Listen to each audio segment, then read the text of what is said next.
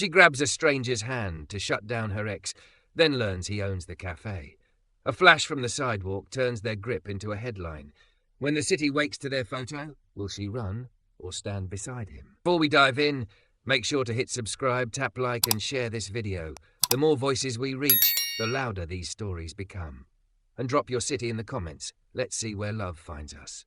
The coins in Grace Ellison's palm were warm from being counted and recounted, as if heat could multiply them. She had $8 and some copper that wouldn't make a difference no matter how hopefully she arranged it. The coffee would cost almost all of it. She could have gone home, poured hot water over the last shreds of a tea bag and called it dignity. But tonight wasn't about caffeine. Tonight was about not giving up. She pushed through the cafe door, bells chiming like a laugh that wasn't meant for her. The wind followed her inside, tugging at her thrift store coat and the hem of her scrub top. 12-hour shift, 2 codes, 1 elderly patient who insisted on holding her hand through the night. Her fingers still remembered the tremor of that grip. Grace's body ached in the clean, familiar way that came from doing something that mattered. Still, the ache didn't pay rent. The ache didn't buy dinner. The ache didn't guarantee anyone would look at her and see a woman worth waiting for. She moved like she always moved, shoulders squared and steady, aware of her curves the way you're aware of your heartbeat, constant, undeniable, sometimes too loud. Full hips, soft waist, thighs that carried her through corridors without apology. She'd spent years learning to stop shrinking herself for rooms that couldn't hold her. Yet the tiny sting still came when she caught her reflection in the cafe window and wondered if a camera lens somewhere would call her before instead of beautiful. "Hi there," said the barista, a woman with a constellation of piercings and a smile that made ordering feel like confession. "What can I get you?" Grace glanced at the chalkboard with its cheerful, ridiculous swirls. Cardamom latte, honey cloud cold brew, prices like little cliffs. She touched the coins again and then looked up at the man wiping down the bar's far end, broad shoulders under a dark, fitted hoodie, sleeves pushed to his forearms, watch face turned inward as if privacy were habit. He was talking quietly to the other barista, not smiling much, but when a kid at the end of the counter knocked over a cup of water, he moved faster than gravity, catching the spill with a towel like he'd trained for it. The kid's mother mouthed a thank you. He just nodded. "Just a medium drip," Grace said. "Black."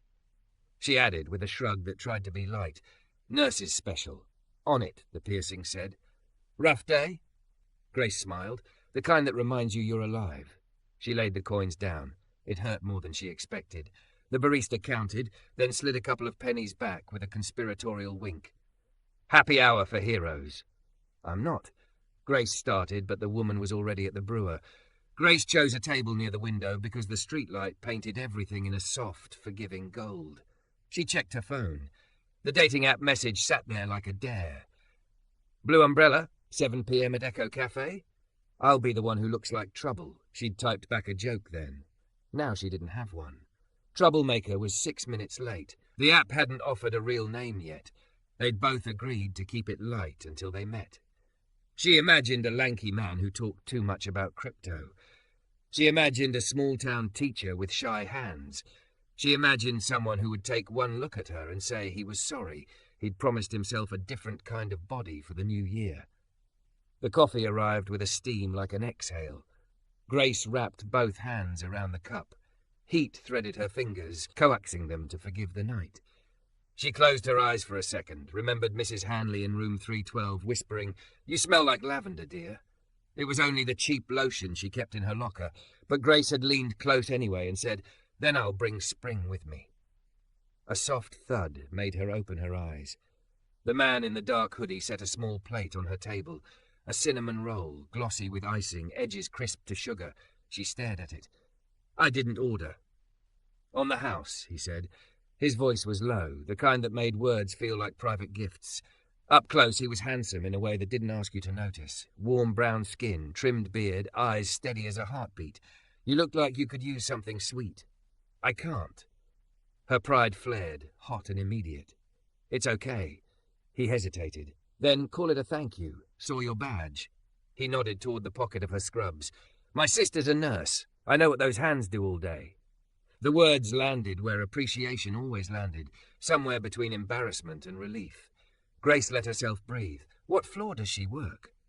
Peds, he said, a quick smile flickering and then vanishing like a shy fish. I'm Ezra. Grace. Good name. He tapped the plate just once. It'll get cold. He walked away before she could protest again. The cinnamon rolls smelled like holidays she couldn't afford. She tore off a corner, the sugar sticking to her fingers, and something in her chest eased by the smallest degree. Her phone buzzed. Blue umbrella. Running 10 late. Meeting. Please don't hate me. She almost laughed. Of course. She typed, "It's okay. I'm here." Then erased it. Typed, "No problem." Then erased that. Settled finally on a simple, "I'll wait." The door swung open and Wen barged in again, trailing a man in a suit who looked like he considered time a personal possession. He glanced around, found a corner, and took a call without ordering anything, muttering into his headset about margins and board votes. Ezra, across the bar, watched him the way lifeguards watch water. His jaw set a little. He stepped into the back, and a minute later emerged with a clipboard. He checked something on the espresso machine, spoke to the piercings barista in a voice too soft to hear, then turned a knob with the focus of someone who fixed what he touched. Grace's phone buzzed again. "Blue umbrella, you're still there," she wrote. "I am. Long day, but I could use a good story. I have a few. One about a girl who kept a whole place breathing with 2 hands and some tape. Another about a guy who learned the difference between owning a room and serving it." She frowned, thumb hovering. Who was this man? Lines like that belonged to people who'd already learned too much. Her heart, reckless thing, leaned toward him anyway. A child's cry cut through the murmur. The same kid from before had managed to catch his finger on the edge of a chair. The mother blanched. He's okay, she murmured, more to herself than to him.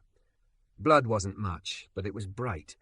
Grace didn't think about the last $8 or whether her blind date would prefer a woman who stayed at her table. She was on her feet, coffee sloshing, voice calm. "May I?" she asked the mother, who nodded like someone who'd been holding her breath for years. It took a minute, 2 napkins and the pocket first aid kit Grace kept like a talisman. "Pressure and praise," she told the boy, the same way she told grown men twice his size. "You're brave. Almost done." She glanced up once and found Ezra watching her, eyes warmer than the coffee. She looked away quickly, fastening the cartoon bandage with the skill of someone who'd learned to make comfort look like magic. When she sat again, the cinnamon roll had another bite missing. She blinked, then saw a little smear of icing on the boy's cheek across the room and laughed under her breath. "Fair trade," she whispered to no one. Her phone lit the table. "Blue umbrella. I'm here." The words fluttered in her chest, colliding with her pulse. She looked around, swallowed. The suit in the corner was still on his call. A woman near the door typed like an argument. 2 students argued about a poem neither of them liked.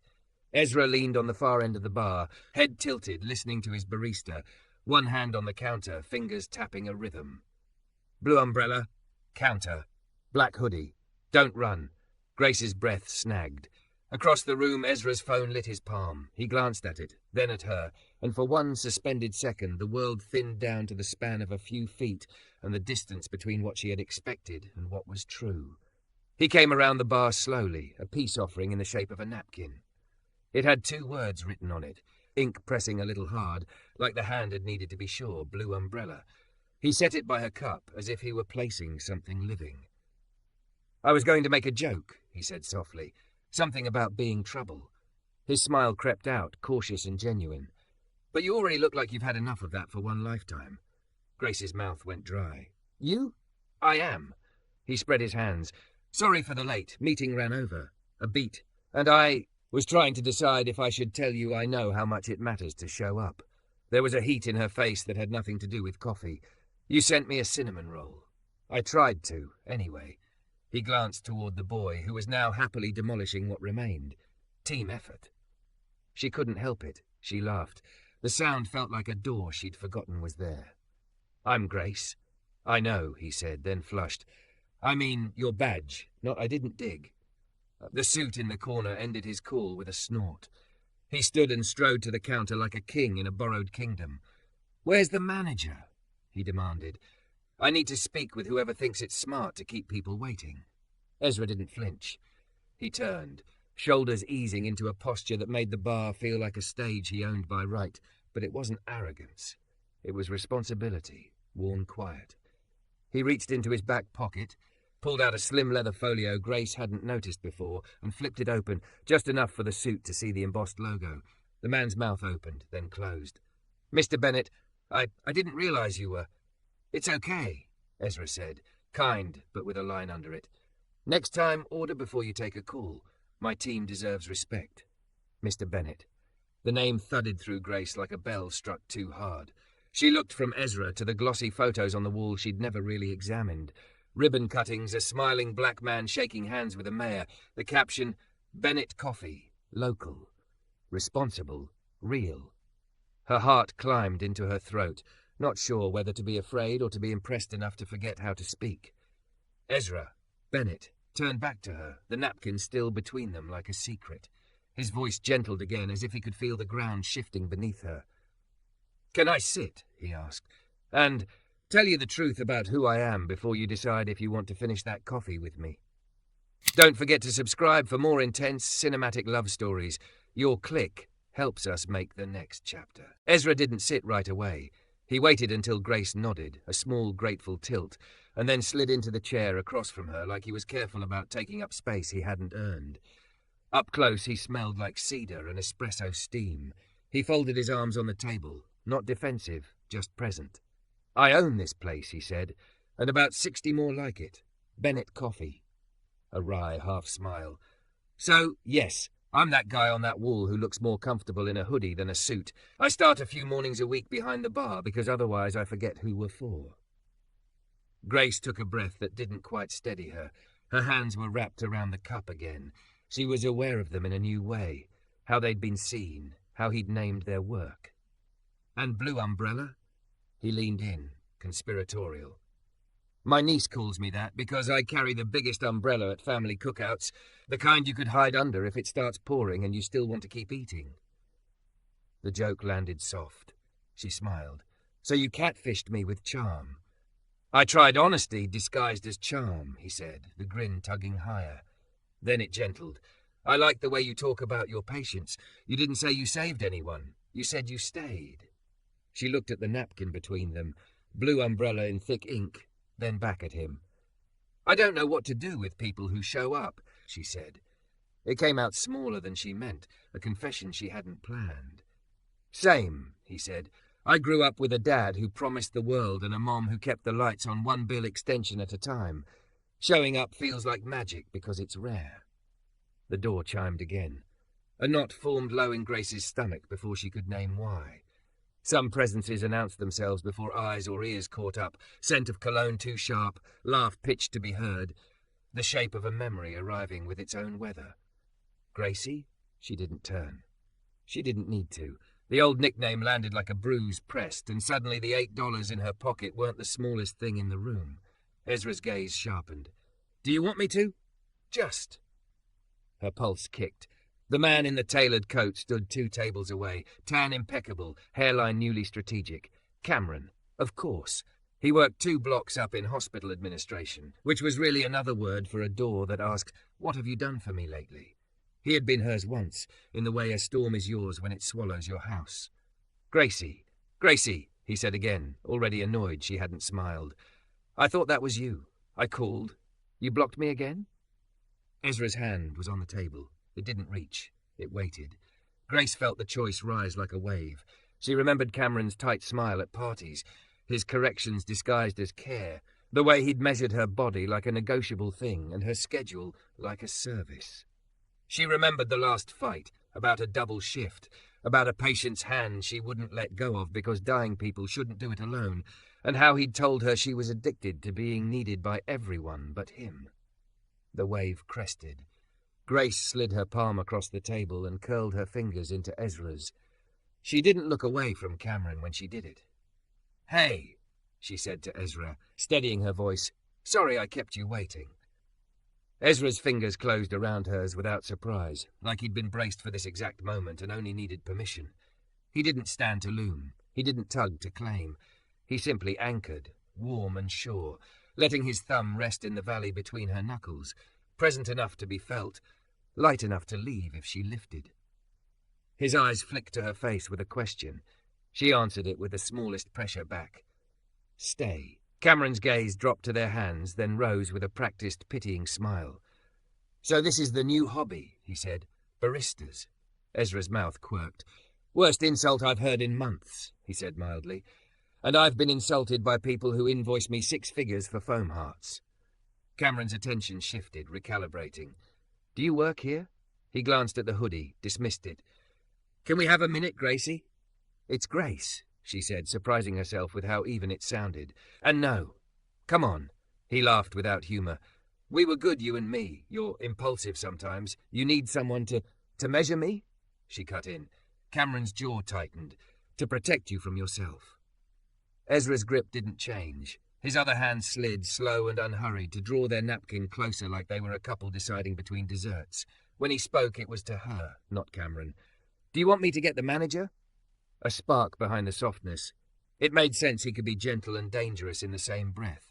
She blinked, then huffed out something like a laugh. You are the manager. Right. The corner of his mouth lifted. He turned his head finally, eyes cool as a winter sky. We're good here, man. Cameron exhaled in disbelief. Do you know who? Someone who ignores boundaries, Ezra said. That's all I need to know.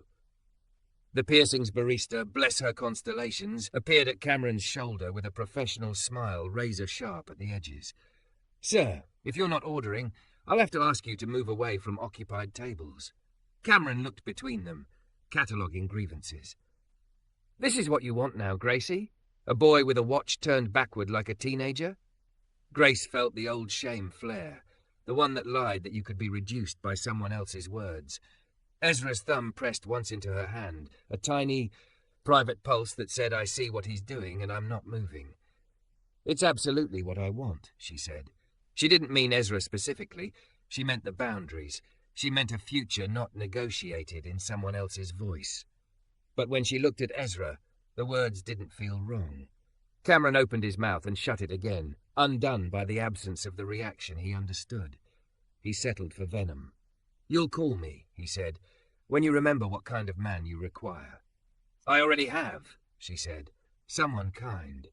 The quiet that followed tasted like clean air. Cameron's nostrils flared.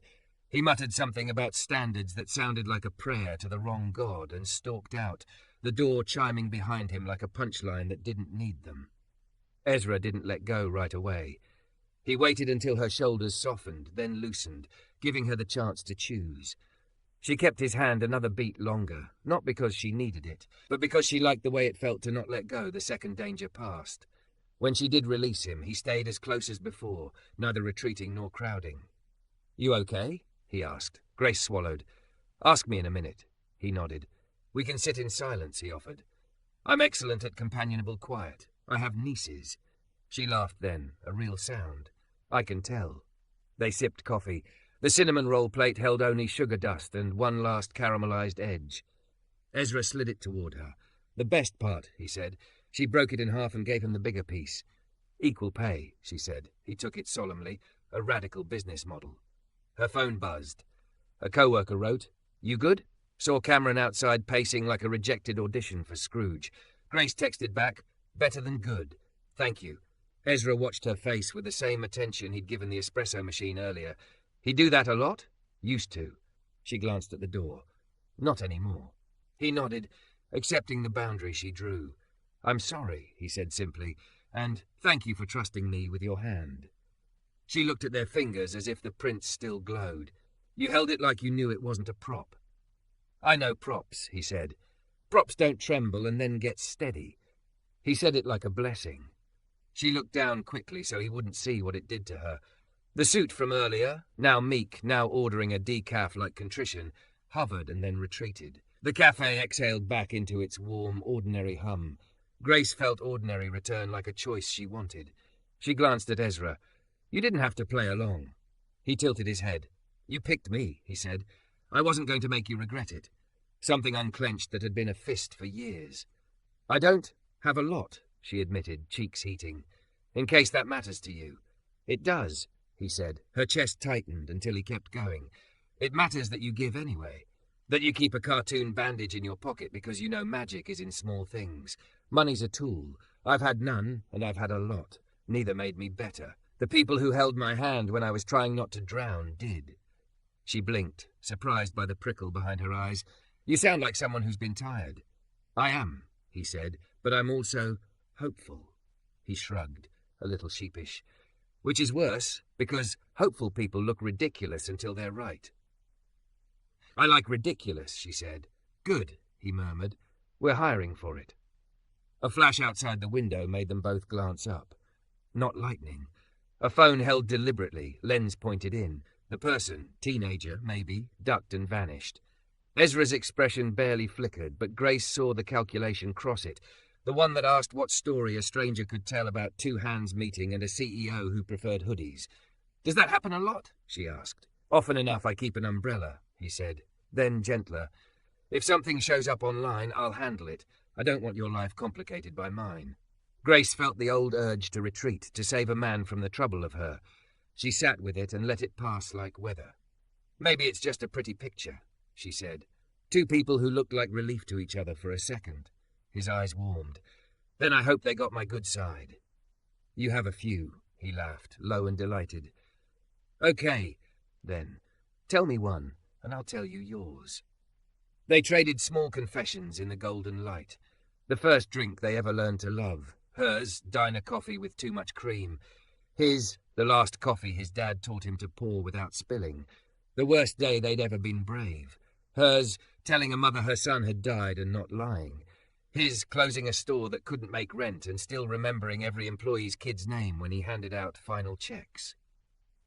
Somewhere in it, Grace stopped keeping count of dollars and started counting the ways a stranger had become less strange in an hour. When the piercings barista appeared again, she placed a to-go cup by Grace's elbow, lid snug, sleeve marked with a small drawn umbrella. For later, she said. Paid. Grace opened her mouth to protest. Ezra raised a hand. Let me, he said, not pushing. Consider it a selfish investment. If you take it, I get another hour of your voice in my head when I go back upstairs. Upstairs? He nodded toward the staircase at the back she'd never noticed. Roasting lab, mini-office, big spreadsheets. He grimaced. Board meeting tomorrow. Some people like margins like straitjackets. And you like them like sweaters? She teased. Like a good hoodie, he said, tapping his sleeve. Worn and honest. She slid the to-go cup closer. Okay, she said. I'll let you think about me while you argue with numbers. And you? I'll let the cartoon bandage remind me someone held my hand like it mattered. They stood at the same time, surprised into a small smile by the choreography of it. At the door, he hesitated. Can I walk you to your car? Or your bus? Or to the corner where you say I'm fine and I believe you because you told me to? Walk me to the corner, she said. I like the way you listen. They stepped into the night together, their reflections briefly catching in the glass. Her curves unapologetic in the streetlight, his height a quiet shelter. The city smelled like rain, pretending to start. Ezra's hand hovered near hers, not presuming. Grace let back the space between them by the length of a finger, and then the length of a choice. She took his hand without needing to be saved this time. Halfway down the block, her phone buzzed again. A link from an unknown number. She almost ignored it. Then the preview caught her breath. Bennett Coffee CEO, spotted holding hands. Who's the nurse? Ezra felt her tense before she spoke. He looked down, brows lifting in question. Grace exhaled. We might be ridiculous sooner than planned, she said, and squeezed his fingers once, deciding if she was going to run or stand and be seen. Grace stared at the headline, shaking like a small storm in her hand. Ezra watched her face, not the screen. We can make this disappear, he said, or try. Tell me what you need, and we'll do that. A car slid by, headlights smearing the wet street. She felt the old reflex, the one that said hide, apologize, make yourself tiny enough to tuck into a pocket you don't own.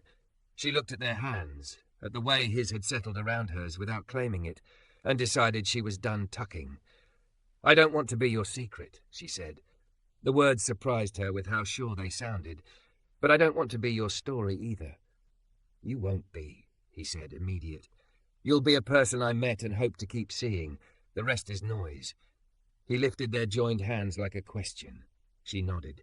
He didn't kiss her. He set their pace toward the café again, slow enough that if she changed her mind he could steer away. Inside, the bar hummed with closing rituals. The Piercings barista looked up, read their faces, and wordlessly locked the door, flipped the sign to closed. Ezra motioned toward the back staircase. "Let me show you upstairs," he said. "It's where I go when the internet thinks it knows me." She followed him up into the roasting lab. Silver drums, sacks of beans, a chalkboard crowded with varieties and tasting notes in an earnest hand. Plum, cedar, dark cherry, clean finish. He flicked on a softer light. The room smelled like every morning she'd wanted to earn. "My mother worked nights," he said, leaning on a counter. "I learned the rhythm of tired from her, learned how to keep a place breathing from my sister, learned that a good cup can uncoil a day." He paused. "I didn't learn how to be seen without flinching until very recently." Grace ran her fingers along the chalk edge of the word cedar. "How do you do it?" "Badly some days." The half-smile again. "I ask people I trust to tell me when I'm being proud instead of principled. I try to remember I can't control the weather, just whether I bring an umbrella." Her laugh startled out, pure relief. He looked pleased, like he'd passed a test he hadn't known he was taking. His phone buzzed and buzzed again. He grimaced and turned it face down. "My PR lead," he said. "She's good. She'll want to say Bennett Coffee supports privacy. She'll want to put an umbrella emoji and mean, 'We see you,' without naming you. But it's your call. If you want to be left out, I'll bury this. I'll take whatever heat lands and redirect the rest. Do you want to say something?" "I want to say, kindness isn't a scandal," he said. "But I will say whatever keeps harm away from you." She thought of the boy with the cut finger and of Cameron's mouth stretching around her old nickname like a leash. She thought of the headline waiting to turn her into a shadow beside a man people thought they knew. And then she thought of the barista who had placed a drawn umbrella on a cup and the steadiness of Ezra's thumb in the valley of her hand. "Say the umbrella thing," she said softly. "Without my name, without my job. No breadcrumbs for men who think they've got a right to me." He lifted his phone. On it. He spoke in low, precise sentences. Nothing to feed the beast. Everything to signal a spine. When he hung up, he set the phone down again like it might break if he handled it with anything but care. "You should sleep," he said. "Long day. And you have a board meeting." He looked tired at the edges and hopeful in the middle. "I'd rather think about the smell of lavender lotion." "You noticed that?" Her cheeks warmed. "I noticed the woman bringing spring into a room that needed it." She didn't trust her voice, so she nodded. He walked her down. At the door, he hesitated like a man measuring weather. "I have a car," he offered. "I can drop you." "I like the walk," she said. "It lets the day shake out." He opened the umbrella anyway, big, ridiculous, blue. He held it over them both, and for half a block they moved in a pocket of quiet the city couldn't touch. "Text me when you're home," he said when they reached her corner. "Or text me a coffee bean emoji if you're too tired to type. I'll understand." She sent the bean 20 minutes later and slept hard enough to skip 2 alarms. In the morning, her phone was a lit city. Co-workers, cousins, a number she didn't recognize that turned out to be her landlord's wife saying, "Is it true? You met that Bennett boy? Good for you." She scrolled until one message stung, a screenshot from the hospital HR portal. Reminder, staff should conduct themselves professionally on social media. Avoid impropriety with vendors and donors. Her chest tightened. They could make anything sound like a sin, these people who never held hands while someone died. She pulled on her scrubs anyway. At the elevator, a CNA she barely knew gave her a thumbs up and whispered, "Girl, get Apple Pay from your happiness." Grace almost choked on her coffee. At the nurse's station, a box sat waiting with a note, "To the ones who keep wards breathing." No brand, just a hand-drawn umbrella in the corner. Inside, breakfast sandwiches, still warm, coffee sleeves with small sketches, stars, rain, a bandage with a smiley face. Grace looked around, throat tight. Someone had already opened one and was moaning in gratitude. No one mentioned headlines. Cameron did. He arrived at noon like bad weather, a clipboard in one hand and indignation in the other. "HR would like a word," he said, not bothering with hello. "We have standards for public associations. Optics matter." Grace felt her co-workers go still. She stood. Optics matter when patients can't get beds, she said quietly. Optics matter when we are a dozen short on night shift and you send us a fruit basket. She kept her voice level. My lunch break is not a meeting. Cameron's mouth thinned. We can do this formally, Grace. Then do it formally, she said. On a calendar I can read. The head nurse, Agnes, who had outlived 5 administrators and an entire brand of scrubs, appeared at Grace's elbow. She's on shift, she said. You do not pull my nurses unless a human is coding or your hair is literally on fire. Kindly move along before you create a scene in my house. Cameron reddened. He swung the clipboard toward them, but before he could recite whatever policy he had found, a chime rose from a dozen pockets. Grace glanced at her phone. Bennett Coffee had posted, We don't serve gossip. We serve neighborhoods. Please remember our people are people, even when they're holding hands. Comments bloomed like rain on dry ground. A flood of umbrella emojis. Someone uploaded a short clip from inside the café. Cameron looming, the barista calmly asking him to step back, Grace's hand sliding into Ezra's with a steadiness that didn't ask permission. The caption read, Consent looks like this. Cameron saw it over her shoulder. His expression flickered in an ugly way. This is ridiculous, he snapped. He spun on his heel and left. The door sucking closed behind him with a sound that felt like a seal. Agnes leaned in, smelling of peppermint and decades of earned authority. Tell that boy of yours, Mr. Coffee, that if he ever wants to donate something, he can donate more of those sandwiches and a new blood pressure cuff. He's not. Grace started, then let it sit. I'll pass it on. The day swallowed them, as days do. A fall in the shower and a consult that ran long. A mother who wanted to know if her son was dying and needed someone to tell her she'd done a good job, even if he was. Grace's body did what it knew. Her mind threaded back to blue umbrellas and a room that smelled like cedar, stealing seconds to breathe him in. When she finally clocked out, the sky had tilted toward rain again. She stepped outside and found Ezra waiting by the curb, in a hoodie and a suit jacket over it. An outfit that made a quiet argument for both comfort and respect. He held the umbrella like a banner. You look like lunch I ate 6 hours ago saved my life, he said, eyes smiling. Agnes texted my PR lead. She is a force. Grace laughed, exhausted and lit from within. You sent those? Anonymous, I hoped. Hard to be anonymous with 61 stores and an overuse of umbrella drawings. Thank you, she said. The words felt too small for all of it. Can I walk you nowhere in particular? He asked. We could find a corner and stand there doing nothing impressive.